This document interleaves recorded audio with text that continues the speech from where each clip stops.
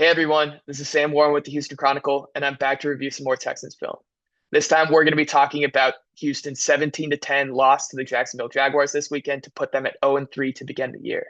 That 0-3 start really puts them in a hole to go back and win the AFC South for a third straight year and make the playoffs. It's hard not to pinpoint their start on the offense to begin the year. They're dead last in points scored per game. They're near the bottom in yards gained.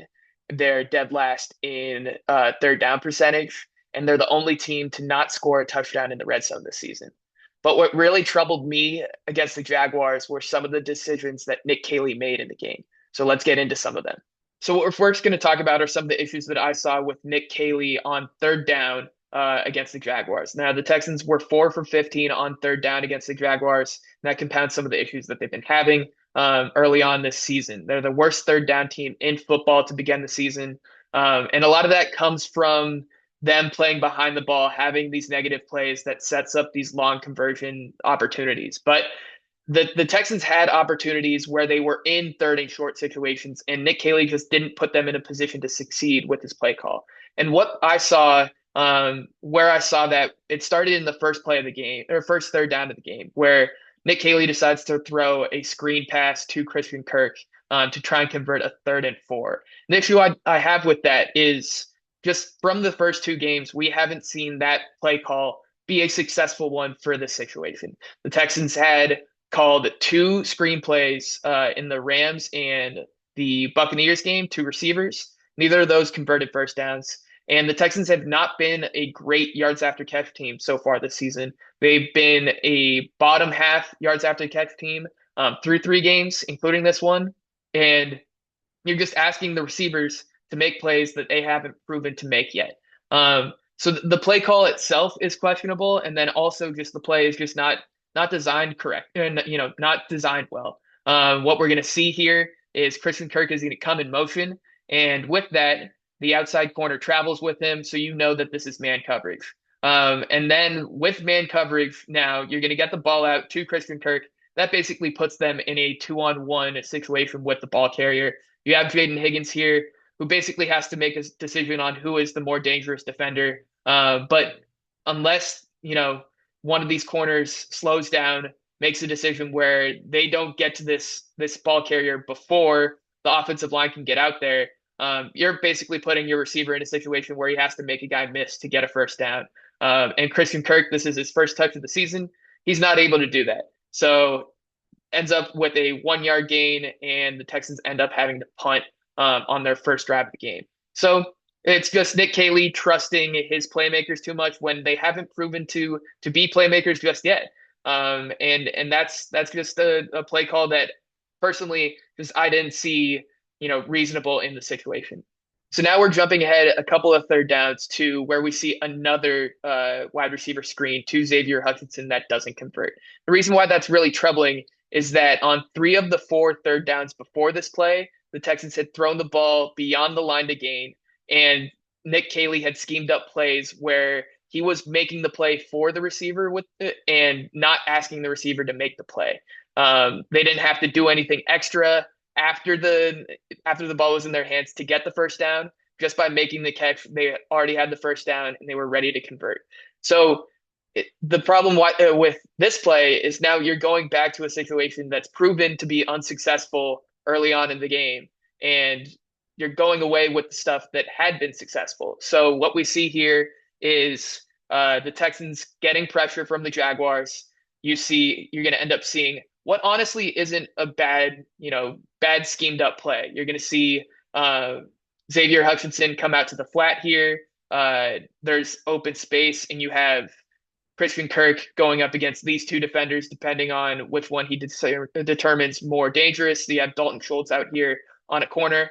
But the Texans just aren't able to execute. Dalton Schultz misses this block here. Xavier Hutchinson now is being tasked with making a defender miss, and he's just hasn't proven that he could do that. He ends up getting dragged down by this defender here. And they don't end up converting. They don't go for it on the 4th and 1. They end up punting the ball away. And they had some offensive momentum right before the half, but that kind of gets dashed with this play here. And what I find is really troubling with this play is it's Nick Caley sticking to the system that he has in place rather than going with the game flow and figuring out things that have worked. The Texans were able to get some offensive success by throwing the ball beyond the line of game, um, convert on those third downs that they haven't been able to early on this year. And they were finally being able to do that. But then Nick Caley goes back to the situation where, it's the things that he thinks are going to work rather than are proven to work. We saw that a lot with Bobby Slowick sticking to his scheme last year and not being able to make adjustments to the things that, were working and weren't working. So we don't, the Texans certainly don't want to see those lacks of adjustments in this offense again. And if those situations arise, the questions will start to come up about Nick Caley's decision making and his ability to scheme up things and in real time making adjustments for this offense to be successful. Now I'm going to dive into some of the issues that I saw with Nick Caley's offense and play calling on two of the most back-breaking plays for the Texans in this game. Those were CJ Stroud's two fourth quarter interceptions. So what we're going to see on this first interception is an issue with the Texans spacing.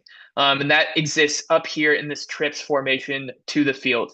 It's just too tight between these two receivers down here and Dalton Schultz and Christian Kirk for the routes that they're running. You see Xavier Hutchinson is going to run this clear out route to try and open up these two outbreaking routes for Schultz and Kirk. Schultz runs this out route kind of right at the sticks on the second down, and Kirk runs more of the shot play corner route that goes a little bit more downfield.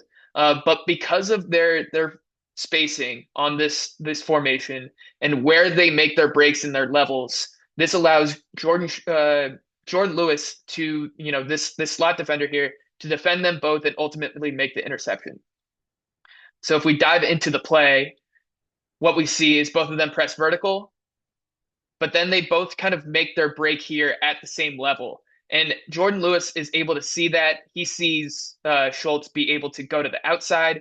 He kind of sees in his peripheral Kirk about to make his break to the outside as well. And with him in his zone coverage, that just allows him to bring his eyes back to Stroud, be a playmaker in zone, and decide on which defender which receiver he wants to go to. And what we'll see is, he's able to see where Stroud targets before he throws. And because they're so tightly close in their spacing and their levels, Lewis is just able to break back and make this play on the Stroud throw to Kirk on the corner. Pretty just devastating play for a Texans offense that looked to kind of be getting something going on that drive. But if we jump back to the start of this play, this could all really be avoided by the Texans kind of spreading out this tight formation down here to the field. Obviously, for this outbreaking corner to work, you need a lot of space. You need Kirk to be able to get down deep and get to that sideline for this play to work. But if you get Dalton Schultz on this out route, even just at the numbers, that's going to put a lot more strain on Jordan Lewis to get back and make this play in zone coverage. And he's not really going to be able to make the play on Kirk because he's going to be too far in his break. And there's too much yards between the two of them.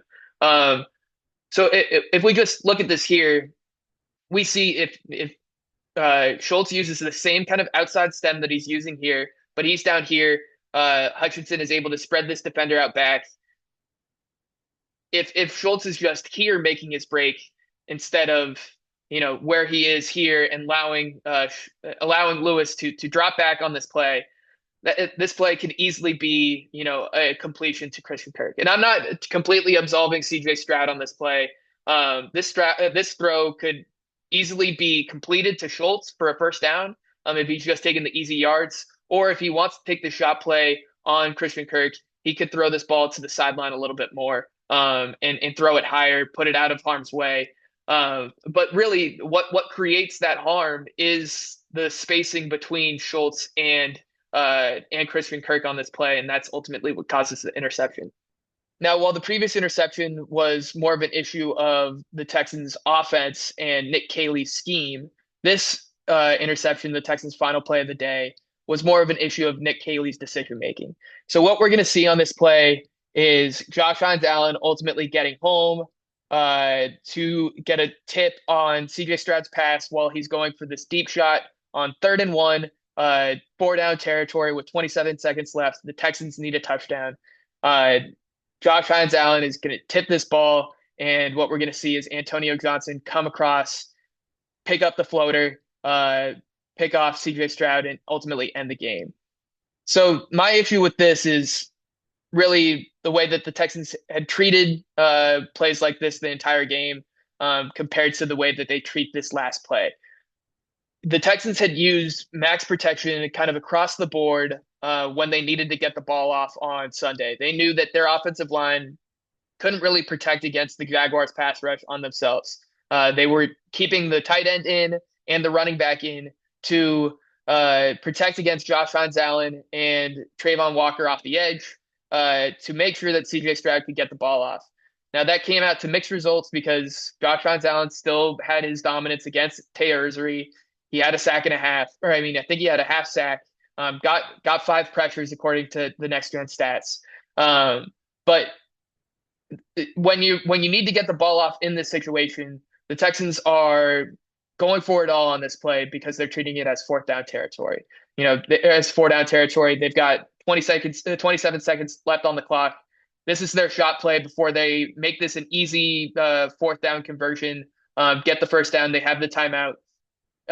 So they're treating it as this is our go ball. This is our opportunity to get in the end zone before we turn things over and we have a couple of plays left. So in those situations, you need to get the ball off.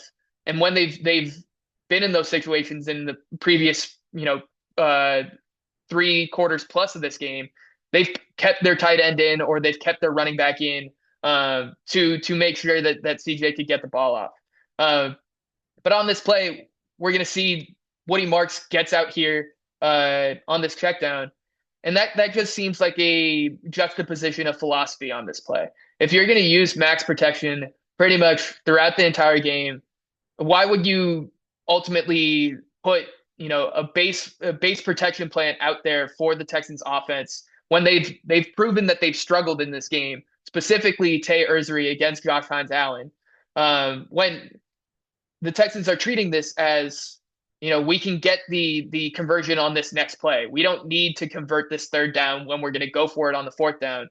Why even have Woody Marks out here as a possible check down option when you can use him instead to ensure that this play gets this throw gets completed, or not completed. It just gets thrown and doesn't have any alterations from the backfield. So when you have a play like this and just conflicting kind of ideologies here, with the Texans using so much max protection in the game, but then not using it at the end, it really makes you question Nick Caley's decision making, his decisiveness, what he's really aiming to do with his play calling. It just seems a little wishy-washy, and the Texans, it just doesn't seem like they're really making things meet and really putting things together holistically for their offense. Personally, I feel like this last play of the Texans game against the Jaguars really kind of encapsulates some of the things that the Texans have been struggling with this year on offense. Like, certain things have been working, but they just haven't all pieced together. The Texans have had, like with the play before, the Texans were able to protect CJ Stroud. He had a clean time to throw, but the spacing with the routes really wasn't working and ultimately ends in an interception. Here, you have the receivers get open. Christian Kirk, as CJ Stroud said, looked like he was going to be open for a touchdown, but the pass protection just doesn't come together on a shot play. And then the things where you've seen the pass protection come together, you've seen the receivers get open, but CJ Stroud just hasn't had that confidence in ripping balls to his receivers at times in the season. So there's been components of the Texans offense that have worked, but it just hasn't all come together. And you really have to put that on Nick Caley. He is the conductor of this offense. He is the driving force on the play calling, and the decision making with this, from the sidelines, and when things aren't coming together holistically, that ultimately lies on the coach. So there's a whole lot of difficulties that are going on with Nick Caley's scheme and his decision making as kind of exuded by this Jaguars game. And it really starts to, make you wonder if the Texans have the right people in place offensively, like D'Amico Ryans is saying, to get this thing fixed, get this thing righted, and ultimately so the Texans can move forward and have any sort of success this year, with their team. So there's a lot of questions to be asked about the Texans offense, specifically with Nick Caley, in my opinion. And we'll see how those can get answered, kind of in these later games upcoming in the season. So thank you so much for watching. And I appreciate you all following this series as I'm getting kind of adjusted to it moving forward.